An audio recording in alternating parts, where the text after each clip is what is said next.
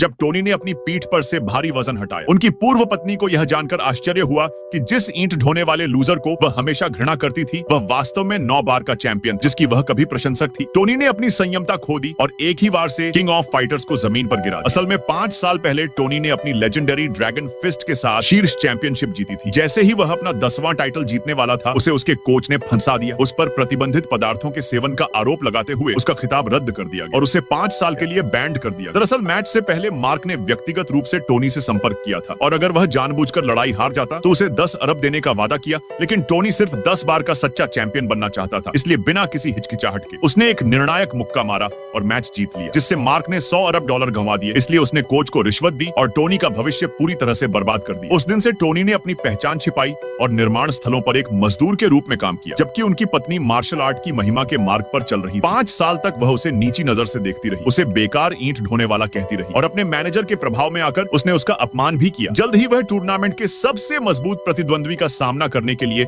Ring में उतरी। उसी समय मार्शल आर्ट एसोसिएशन की उत्तराधिकारी दर्शकों में दिखाई दी, क्योंकि इस महिला में उसने 5 साल पहले के 9 बार के चैंपियन की छाया देखी और किसी तरह के संबंध पर संदेह किया। वो लड़ाई रिंग में भड़क उठी, लेकिन टोनी नीचे से देख रहा था। सिर्फ एक नजर में उसने अपनी पत्नी की तकनीक में एक दोष देखा। उसने कभी भी युद्ध के सार को सही मायने में नहीं समझा था। उसने किनारे से एक अनुस्मारक फुसफुसाया। निश्चित रूप से टोनी के ज्ञानवर्धक मार्गदर्शन के साथ उसने चैंपियनशिप जीती, लेकिन सभी को आश्चर्य हुआ जब उसने अपना विजय भाषण दिया। जिस व्यक्ति को उसने सबसे अधिक धन्यवाद दिया वह उसका मैनेजर था।